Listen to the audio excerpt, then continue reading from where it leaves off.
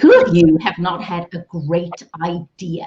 Like that wonderful thing that you think you're going to make happen, right? And I'm sure you've even got one now, or maybe you have made it happen. But how many of us actually have ideas for great things and then execute? And if you look at people who've been enormously successful, that's exactly what they've been able to do, is have an idea and bring it to fruition. So this morning, I have with me Bryan Mattimore, and he's known as the Chief Idea Guy.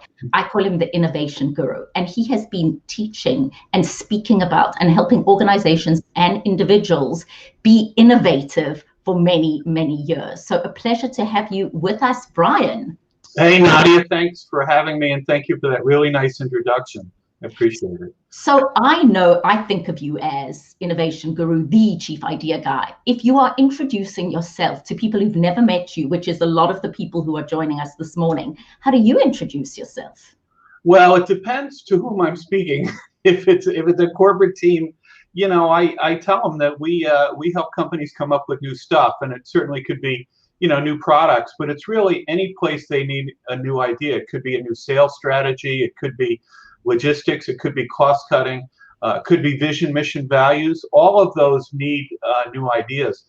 If it's teams, I generally say, hey guys, here are these techniques. It's a toolkit of creative thinking techniques you should have because, you know, brainstorming doesn't work. And then finally, if it's individuals, I say, well, I've written this book called 21 Days to a Big Idea. And this is a process, almost like an exercise program, to help you get a big idea for a new venture. So okay, so what do you mean by brainstorming doesn't work? Because one thinks of, you know, let's get together, let's brainstorm and come up with the big idea, and you're saying no. Yeah, I mean, for your audience, I mean, brainstorming was invented in the late 1930s by Alex Osborne, the O of BBDO agency. And, you know, the two rules are withhold judgment, right? And quantity equals quality. And those are two extremely valid points of view. But if if you're making Oreo cookies and you've been doing that for 100 years, for me to come in and say, who's got some more ideas, and withhold judgment, and okay, more ideas, I mean, they've been thinking about it for 100 years. They don't need me to say, you know, give me some ideas. Now, so brainstorming is okay if you haven't thought about the problem before. But most of us in corporate America, you know, these are problems that either come up a lot or that are intractable and really tough to solve. And then brainstorming really doesn't work. There have been many, many studies. There was a famous one at Yale in the late 50s that showed it really doesn't work. So what does work? Thank you. I was waiting for the shoe to drop on that. The techniques are now called ideation techniques. And the difference between all of them, frankly, and brainstorming is stimuli. It's about triggering the brain in new ways to make new connections. So, you know, creativity is pretty simple. It's this thing plus that thing equals a new thing. But, you know, if you're trying to invent a new Oreo cookie, then you want to come up with, you know, new dessert ideas from around the world to trigger people. Or, you know, in one session, I remember we got menus from turn of the century, because the New York Library has a listing of 60,000 different menus. And we use those to trigger new ideas, because sometimes old becomes new. Okay, so for anybody who's joining us right now, they're feeling a little stuck, and it can be anything. I mean, if you look at products, I mean, I was just thinking about any product who suddenly, whether it's a health bar that now has a health drink, or a cereal company that now makes protein bars, you know, I mean, the company's growth depends on this, right? Absolutely. And yeah, so that's obviously new products. And you know, I would say there are 4 different kinds of, or categories of techniques we've identified. So questioning techniques, metaphorical techniques, visual techniques, and then fantasy techniques. And part of our contribution to the art of this is really which techniques to use when. So, you know, questioning techniques could be framing the challenge, strategic challenges. Certainly metaphorical techniques are great for inventors and inventing new products. You know, visual techniques are really good for consumer insight work, and fantasy techniques, well, they'll work for anything. So So in your book, 21 Days to a Big Idea, let's start with that one. You take people through this process. Now, can you be concrete with us, Bryan, and give us an example of a company, a product who's going through this has resulted in something, or somebody who's doing it well? Yeah, well, certainly, a concrete example was, and I'll pick a new product one because it's easy to understand. We were working with Thomas's English Muffins, and they had white English muffins, and people were saying they're not as healthy as they could be, and so they're losing their market. And what do you do about that? Well, the obvious idea is what? Make the muffin healthier. But we had tremendous internal challenges because they've been making white English muffins for 100 years, and they say, okay, let's make a brown English muffin that has a higher wheat content, right, and is more healthy. Well, and we call them hearty grains, and that became a huge hit because that's what the consumers wanted. But the challenge there was innovating that idea, getting the board to say yes, right? And because we had done focus group qualitative research, the general manager could see how passionate consumers were, and that helped him sell it to the board. And then there were the R&D people who said, oh my God, we can't get our nooks and crannies because the wheat content is too high and we lose our nooks and crannies. But So what does that mean, losing our nooks and crannies? Well, Thomas's English Muffins are famous for their nooks and crannies. That's their tagline, if you will, and that's been around for 50 years. And so to have the nooks and crannies, hold the butter, it's so delicious. But if they're just flat, they're not very good. And so, but the R&D team really figured out how to do that.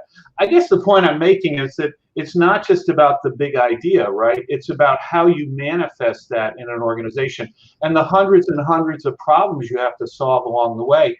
And these techniques will work not only to generate the big idea, but also, all those hundreds of challenges you get when you innovate the idea.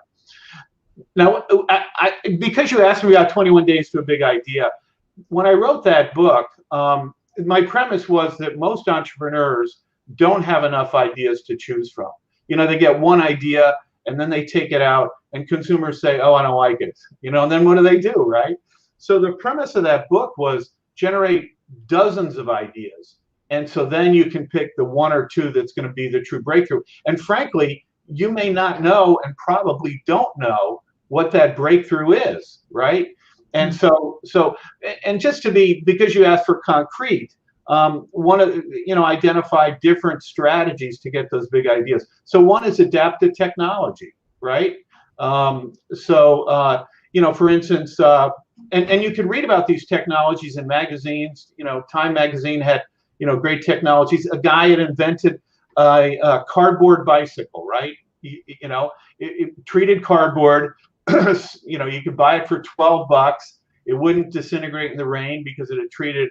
And so you say, okay, well, there's a technology that I can adapt to 100,000 million different things. Print sandals for the beach. Disposable sandals, et cetera, et cetera. So that's the process I bring the people through, using many of the ideation techniques we use for our corporate clients. So it's been so interesting over the last year, right, Bryan? And you've been speaking and writing about this, but suddenly people's need to adapt, to innovate, accelerated. And it's interesting to see the companies that manage to do it with agility. And looking at that, I mean, your sense of who innovated well over the last year.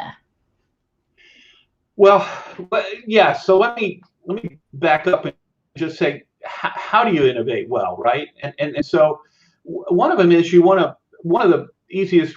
I'll give you two. One is you want to question the assumptions about what business you're in, right? So the restaurant folks, obviously, we're in the business of have people come and serving food. Well, okay. But maybe, your assumption of them coming to you is wrong. And so, of course, we saw all kinds of delivery services. Some of the really smart restaurants would, create space outside there, in the street, or they would create events, drive-in events, et cetera, adventure night or whatever. So they question the assumption of what business they were in, right? And so you can look at other metaphors. Our business is what? Serving food, but maybe you think of it as a kitchen, right? So our business is about being a kitchen, and so therefore that opens the whole delivery thing or whatever. So not that these are easy, but this is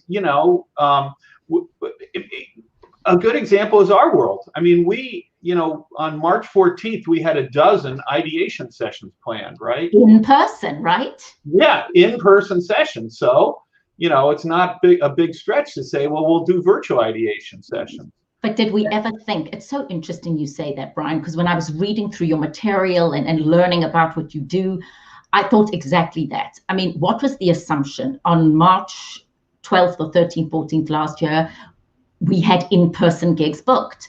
Yes. And that's how I viewed myself as a speaker who speaks to audiences in person. But your first thing is to say, can I be as effective in the virtual world? And then do I have the technology to do it, right? Yeah, I feel that we were so lucky that Zoom and Microsoft Teams, et cetera, showed up when they did, because, we had done virtual ideation before with worldwide clients, but, to be honest, it was only fair, not great. But God, with these new technologies, it turns out there are actually advantages besides, social distancing and, lack of travel. You and I are together on a Saturday morning. Yes. Yes. And you're in outside of New York. I'm in Connecticut. Yeah, Stamford, Connecticut. Yeah. And I'm in Atlanta, Georgia, and you and I would not have met if it wasn't for COVID, and we certainly wouldn't be having this conversation. But what's so fascinating for me about your work is so much of people's ability to survive and thrive this past year has been dependent on the exact things you've been speaking about since 1999 and probably before. Yes, and before, yes. Yeah, and even another industry, market research, right? And so we do hundreds of focus groups. We've done, 1,000 or more in our history of our company. And you can't get together and do those. So what do? Well, it goes virtual, right? And it turns out we did a series a few weeks ago, and we've done 35 focus groups now in the last 90 days. Fantastic. Because the technology, you get people obviously on Zoom, but there's also now technology, Viewpoint, Focus Vision, et cetera, where you can create a back room for the client. And so a friend of mine who owned a focus group facility in Norwalk, Connecticut, he's had to pivot his business entirely. He's closed his physical location, and now it's entirely virtual. You mentioned Coke. He works for Coke and other worldwide companies to do it virtually, and it's working. I'm embarrassed to say it's working fantastic. I know. You talk about Coke and innovation, and I'm fortunate to have done lots of work for Coca-Cola over the years. But, for example, the tins that have your name written on them and you can customize and those things. I've often thought about, I would want to have been in that meeting where the person came up and said, the common names like Bryan, B-R-Y-A-N, and B-R-I-A-N, let's put them on Coca-Cola tins. That way people will be able to use them and give them for birthdays and identify them. Who came up with that idea? What culture was created that an idea like that could come to fruition? And do we in our organizations create the ground where people feel they want to contribute their ideas? Yeah, that's a great question. And, we're getting to levels of trust that you need to create with your organization. Of course, that often happens at certainly at the divisional or CMO level, but also at the CEO level, where you create those environments of trust that encourage those kinds of ideas. And one way to do that is sort of be clear about your mission, vision, and values. We've done a lot of work on corporations on that, certainly. Just thinking about the leader. Oh yes. The leaders set the pace, and in a chapter book I just wrote, it was really about how Zappos, for instance, turned themselves around, obviously by getting their values straight. Okay, tell us more about Zappos, particularly for my wonderful South African audience.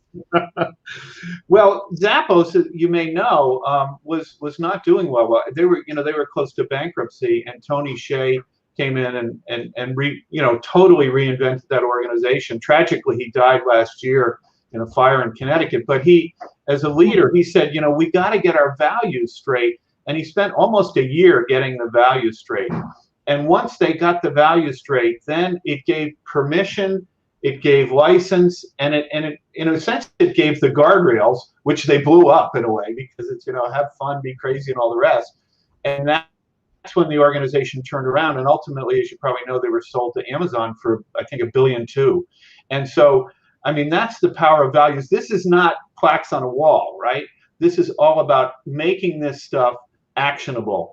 And some of the work we've done with our clients is to take those values and do ideation sessions, right, about how that will change your behavior as an individual, you know, within the organization.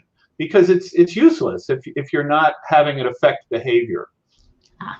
So, you know, you think about Elon Musk, and is he exemplary in your model in terms of creating environment? Because each and every idea, each and every new battery that lasts longer, I mean, every single thing does not come from him. He may have the vision, but you know that he's got and surrounded by this group of smart, brilliant people who bring a lot of the ideas, right? You would assume.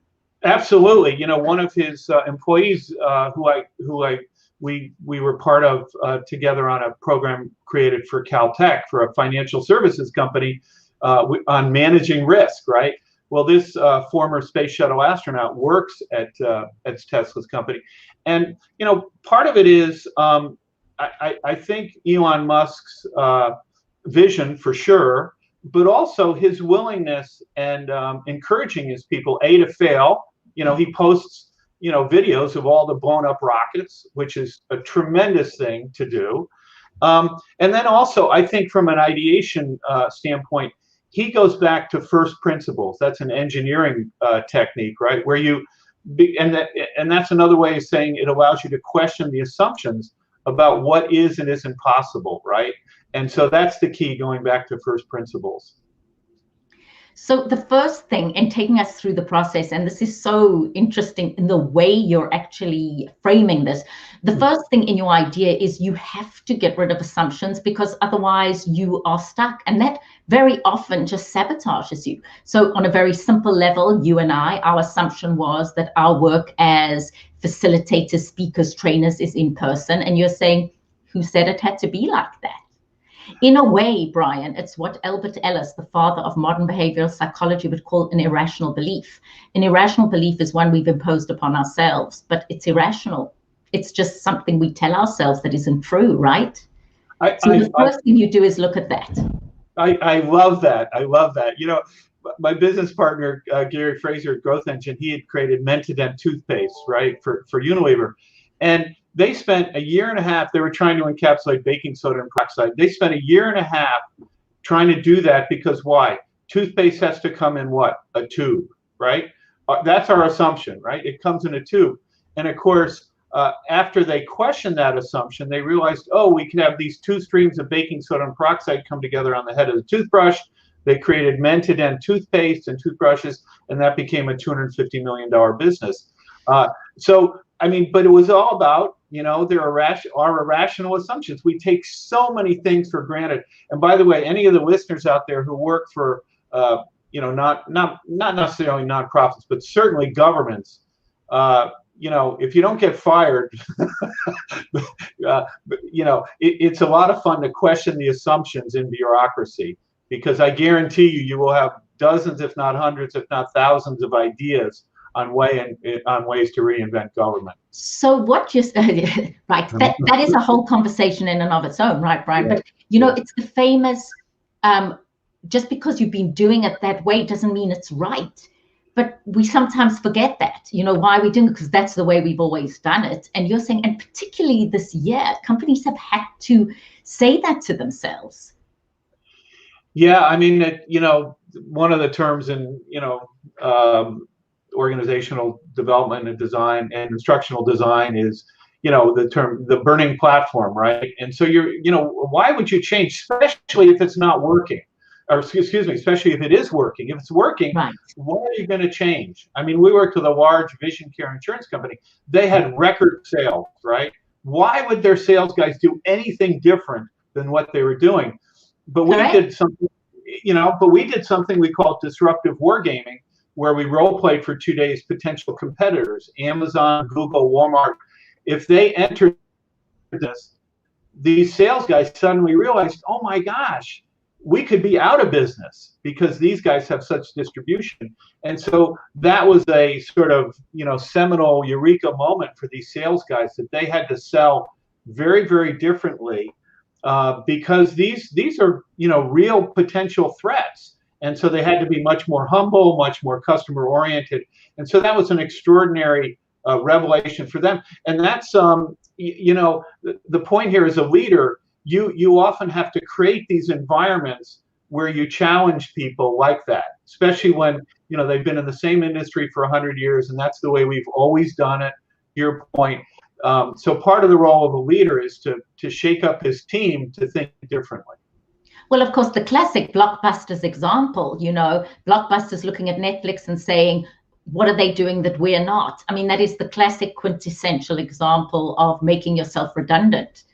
Yeah, or Kodak or whatever. I mean, it's really, it's really, really hard. And it's turning this huge ship to go in a different direction. And of course, they're famous examples.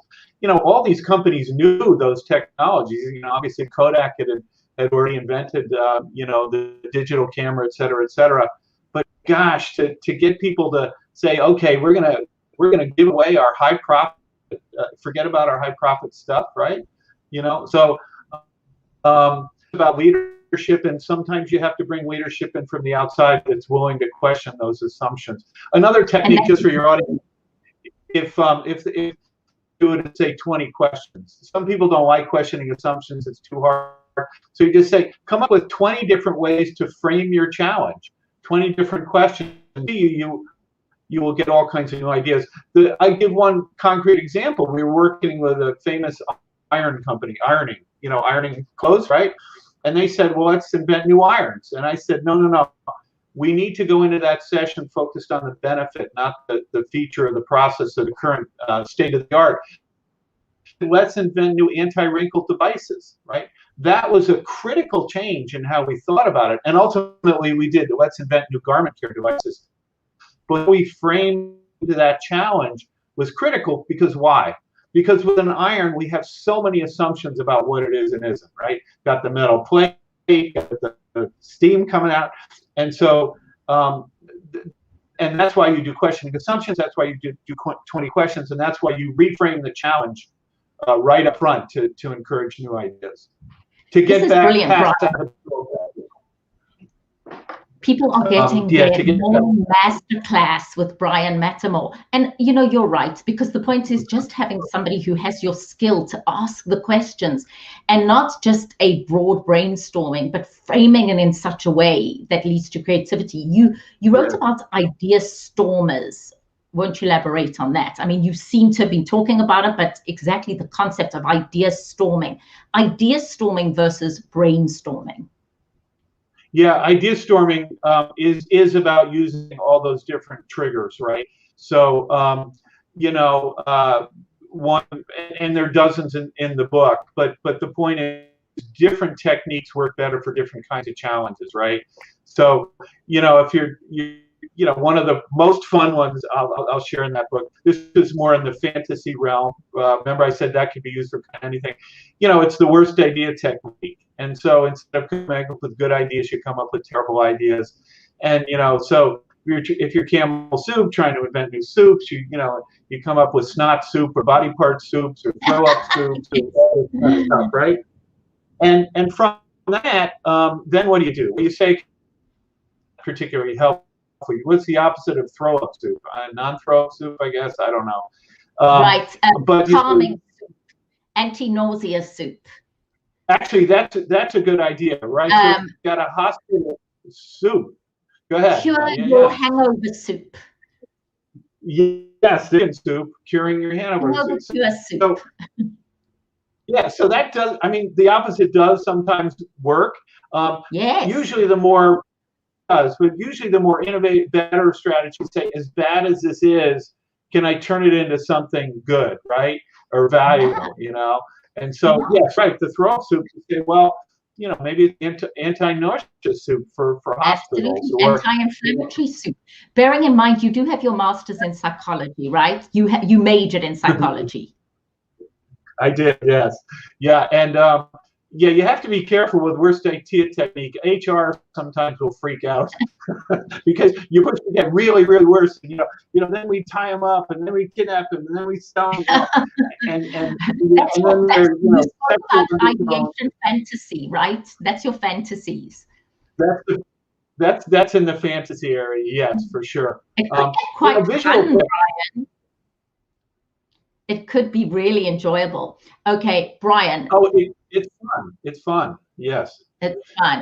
Well, the last one I'll share, I want to share a visual techniques. You can do collages, and one quick story. We were working. I can mention a P&G, Procter & Gamble company, Clairol, and it was invent new hair care products for older women, right? And so we did collages to get insights of what the women were thinking before coloring and after coloring.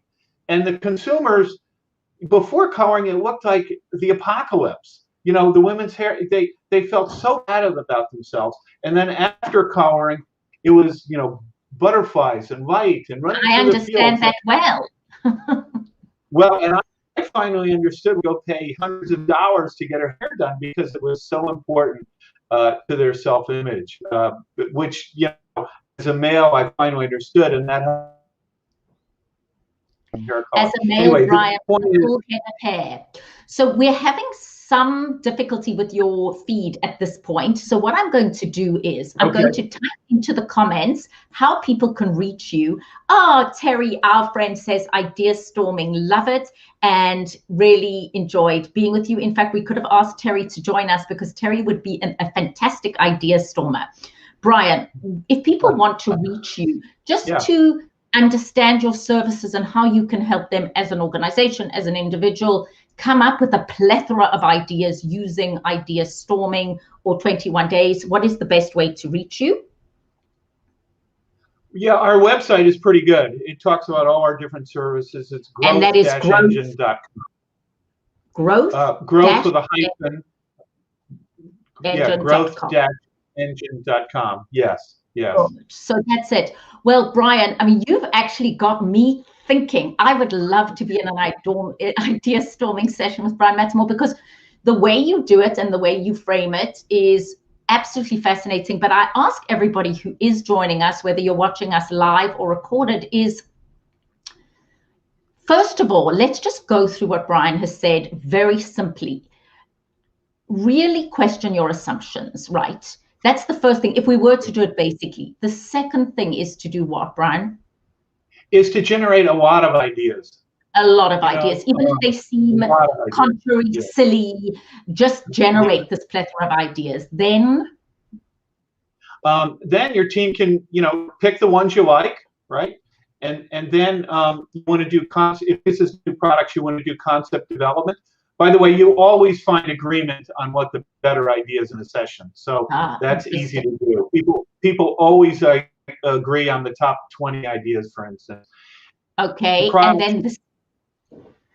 and then you go test them. And once you have those ideas, you can technique. I wrote an article on Fast Company. People can search it on the Billboard Technique, which will develop the idea to make sure you have a consumer, if you don't have consumer customer benefit, it's not a good idea. And then you go talk to people. You go talk to potential people. A sales strategy internally, it doesn't matter. Cost cutting. You want to go out and you want to test the idea, and don't be worried about people stealing it. Just go out, ask people what they think, get feedback, and you find and feedback in a objective way. So it's not it's what do you think for decisions, but for learning. It's all about the learning at that stage. Get further to get it to the point, and it's at one point you'll get to the point where people saying, "Oh my God, I love that," but that's probably not going to happen at the very beginning, and that requires creativity all the way along the process, and learning and openness to what you're hearing from people.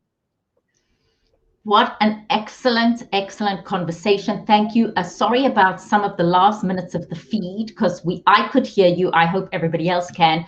But Bryan is available, growth-engine.com. He's also on LinkedIn. It's also worth reading his books, 21 Ideas. Just tell me the full title is 21 Ideas to a Big, no, it's 21 days to a Big Idea. 21 days and to a Big Idea Idea. Stormers. Yes, 21 days to a Big Idea, and then Idea Stormers is another. That's the team book, and then there'll be more next year.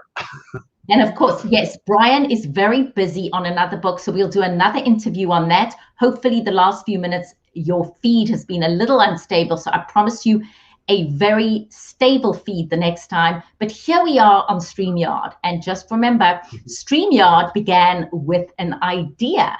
Somebody spoke about it, and then they executed, and now we're on it. And Bryan Mattimore, thank you very much for inspiring us to be innovative on this Saturday morning. Lovely to have you join us, and your contacts are in the chat. Thank you, Nadia. And as Edison said, there's nothing more exciting than creating new ideas. How beautiful. There is nothing more exciting than creating new ideas. And when an idea doesn't work, always remember Nelson Mandela, which is I never lose. I either win or I learn, which Elon Musk shows us every time he shows us something blowing up. Thank you, Bryan.